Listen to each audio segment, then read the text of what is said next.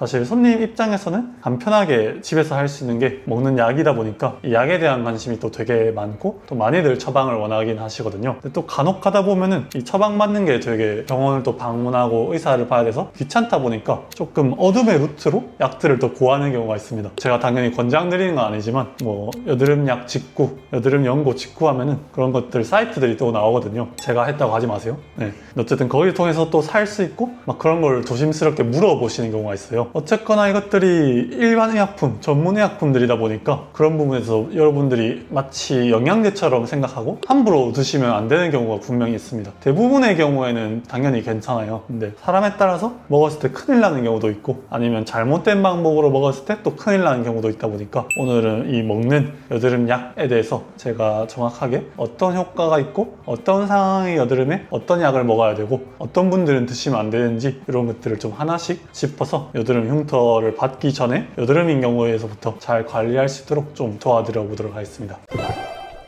그래서 여드름에 아예 고민이 없었던 분들이라면 당연히 모르겠지만 조금이라도 관심을 가졌던 분이면 뭐 이소티논, 로아큐탄, 미노신 이런 이름을 한 번은 들어보셨을 겁니다. 여드름 먹는 약에 있어서도 종류가 좀 다르거든요. 그래서 큰 흐름으로 두 가지 약이 있습니다. 첫 번째는 피지 억제제, 두 번째는 항생제예요. 그래서 여드름 같은 경우가 나는 이유가 우리가 딱 정해져 있잖아요. 이렇게 피지선이 있을 것이고 피지선에다가 위쪽에 각질로 모공이 막힙니다. 아니면은 피지 분비량이 확 늘어나요. 그럼 이게 확 늘어난 모공이 밖으로 나가지 못하고 안쪽에 피지가 끼게 되고 이 상태에서 하얀 화이트헤드 명포가 되는데 좁쌀 여드름일 수도 있겠죠. 근데 여기서 세균 감염이 되게 되면은 여기서 염증이 확 올라오면서 빨갛게 이제 트러블이 생기게 되고 그것이 염증이 정말 커지게 되면은 화농성으로 올라오게 되고 나중에 골무면은 여드름 흉터가 되는 것이죠. 그래서 아까 말씀드렸던 피지 억제제의 경우에는 여기서 나오는 이 피지 자체를 애초에 줄여주는 역할을 하고요. 그리고 항생제 같은 경우에는 여기서 세균 감염이 일어나지 않게 하고 설령 감염이 됐더라도 빨리 끝나도록 도와줍니다. 여기서 이 약을 어떤 경우에 써야 되는지가 좀 갈리게 되는데요. 애초에 피지가 안 나오게 하면은 여드름이 좀 덜 올라오게 되다 보니까 피지 억제제 같은 경우는 예방의 역할을 좀 더 한다고 보시면 됩니다. 그래서 당연히 뭐 여드름이 엄청 심할 때도 도움도 되겠지만 좁쌀 여드름이 좀 많이 올라오던가 내가 전반적으로 평소에 기름기가 많아 그래서 트러블이 좀 자잘자잘하게 올라오고 화농성 여드름이 심하진 않은데 면포들이 좀 많다 이런 경우에 피지 억제제를 먹어주는 게 도움이 된다 보면 되시고요. 그게 아니고 이미 여드름이 많이 났고 거기서 세균 감염이 진행되어 가지고 화농성으로 많이 올라온 것들이 얼굴에 여러 개가 있다 이런 상태에서는 세균을 잡아주는 게 중요하거든요. 이럴 때 항생제가 꼭 필요하다고 보시면 됩니다. 그래서 요약을 하자면은 여드름 약에서는 크게 먹는 항생제, 먹는 피지 억제제가 있고 피지 억제제 같은 경우는 대표적인 여러분이 약국 가서 들을 수 있는 상품명이 이소티논 연질 캡슐, 로아큐탄 연질 캡슐이고 항생제 같은 경우는 되게 다양한데 대표적으로 미노신이라고 보면 되시거든요. 근데 어쨌거나 이 원리 자체가 다르고 하나는 피지를 억제시켜주는 것, 하나는 세균을 잡아주는 것이다 보니까 꾸준히 관리를 하면서 피지 분비량을 떨어뜨려서 여드름을 잡겠다 하신 분들은 이 피지 억제제 쪽을 내가 여드름이 지금 되게 심한 상태다 당장 좀 잡아야 된다 하는 분들은 항생제를 좀 추천드립니다. 근데 가끔 화농성도 많이 나 있으시고 네. 좁쌀도 있고 두 개가 섞여 있는 분들도 있잖아요. 네네. 그런 분들한테는 어떤 걸 추천드릴까요?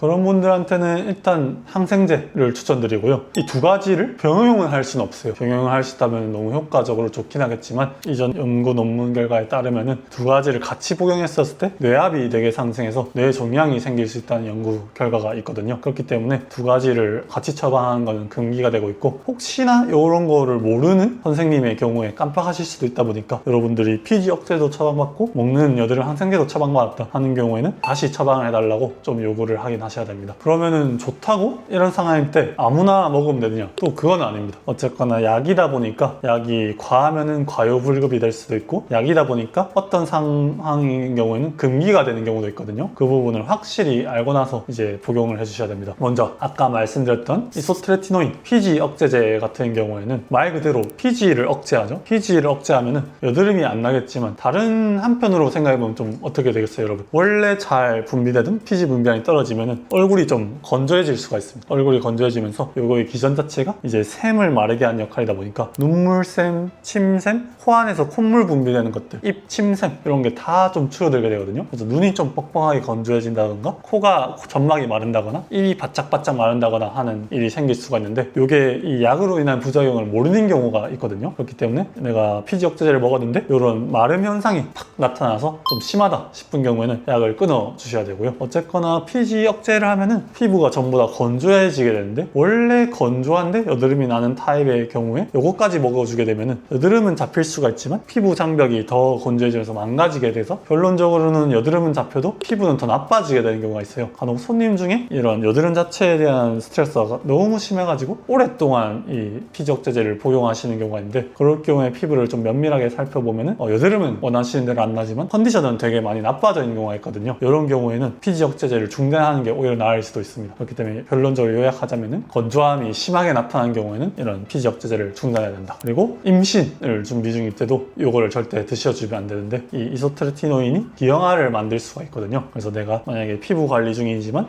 임신을 좀 계획 중이다 하면은 최소한 1개월 정도 이 텀은 두고 약 복용을 중단을 해주셔야 됩니다. 근데 남성분은 드셔도 괜찮아요. 남성분들은 이런 이소트레틴을 먹는 한들 정자를 통해서 그게 전달되는 게 굉장히 미미하기 때문에 이런 임신에 영향을 전혀 주지 않는다고 이전 결과들에서 나온 바가 있기 때문에 남성분들은 괜찮고요. 그러면 이소트레티노인을 얼마나 어떻게 먹어야 되냐? 저용량으로 꾸준히 드셔주시는 건 괜찮거든요. 그래서 아주 쉽게 생각해서 보통 피부과를 가면은 한 달치를 처방받습니다. 하루에 하나씩 한 달치 드세요 하면은 이렇게 먹는 방식은 전혀 문제가 되지 않아요. 일반적으로 체중당 몇 밀리그램이 권장돼 있고 저용량으로 먹는 것이 권장되는데 하루에 하나를 드셔주신 것은 내 체중이 한 50kg만 넘어가면은 무조건 저용량으로 분류가 되기 때문에 저용량을 장기 복용하는 것에 대해서는 이 건강상의 위해가 없다고 알려져 있거든요. 그래서 피지 분비를 꾸준히 조절하고 싶으신 분들은 하루에 하나를 드셔주신 것을 뭐 3개월, 6개월, 1년 이렇게 가져가더라도 큰 위해는 없지만 아까 말씀드렸던 그런 부작용이 있는 경우에 아니면 임신을 준비하는 경우에는 이렇게 중단을 해주시는 게 좋습니다. 항생제 같은 경우도 먹어서는 안 되는 경우가 있겠죠. 어쨌거나 이 약들은 테트라사이클린 계열인데 어쨌거나 세균을 잡기 위한 항생제잖아요. 이런 경우에 내가 계속 이거를 복용해주게 되면은 몸에 있는 세균들이 이 약에 익숙해지면서 내성을 갖고 있는 균주가 출현하게 됩니다. 한마디로 약이 나중에 안 듣게 돼요. 그러다 보니까 이 항생제들은 아까 피지 억제제와 달리 꾸준히 드셔주시는 게 아니고 2주에서 한 달 정도 그 기간만 드셔주시는 게 권장된다고 보면 되시고 이런 독시사이클린 계열의 항생제 같은 경우에는 빛을 받았을 때 되게 자극되는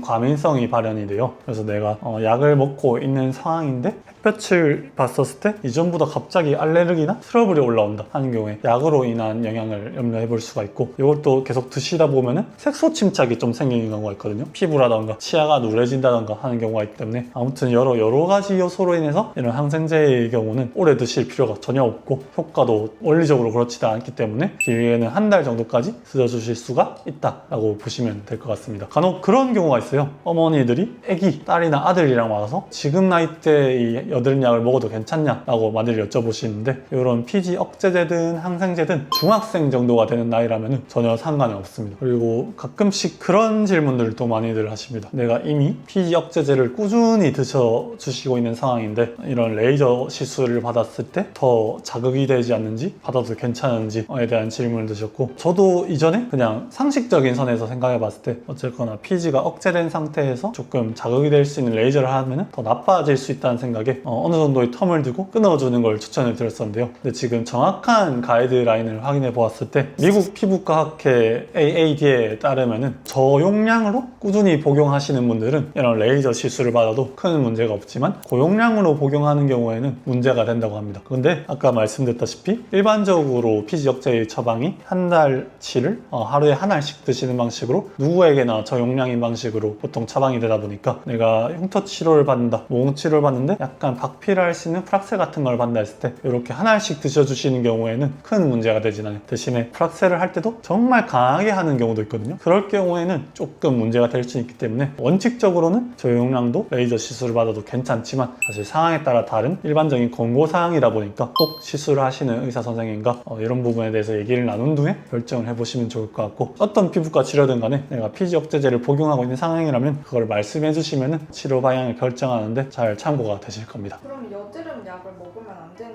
네. 분들은 좀 어떻게 여드름을 관리할 수 있을까요? 그래서 사실 병용하는 게 제일 좋긴 해요. 연고를 발라주면서 약을 먹으면 더 시너지 효과가 있고, 두 가지 병용이 금기사항도 아니거든요. 그렇지만 아까 말씀드렸던 이런 약 먹는 게 제한되는 경우에는 연고로서 관리해주는 게 그래서 저는 베스트라고 생각하고, 보통 그래서 레이저 치료를 할 때도 올라온 여드름에 대해서는 연고를 좀 추천드리는 편입니다. 그래서 연고 같은 경우도 여드름에 대해서 관심 있는 분들은 좀 아시겠지만, 대표적인 이제 비타민 A 유도체, 디페린겔과 아크리프 처방을 많이 드리는 편이고, 이런 경우는 뭐 여드름이 이제 갓 올라오는 상태, 뭐 좁쌀 여드름, 아니면 화농성 여드름, 아니면 여드름이 깔아앉고 난 색소 침착, 이 모든 것에 다 도움이 된다고 보면 되시거든요. 어쨌거나 이 피부세포의 턴오버를 증가시켜서, 그리고 각질을 살짝 필링을 해주면서 여러 가지 기전, 여드름에서 뭐 피지 억제라던가 이런 각질을 없애는 거라던가 여러 가지 방식으로 도움이 되다 보니까, 이런 경우는 여드름의 종류에 상관없이 누구나 써보시면 좋을 것 같습니다. 그리고 이제 약에 대해서 설명드렸는데, 마지막으로 어쨌거나 조금 더 효과는 있지만 어떻게 보면 비용적으로 부담이 될 수 있는 다른 레이저 시술 외에 단순한 얼굴 스케일링 관리, 요 위에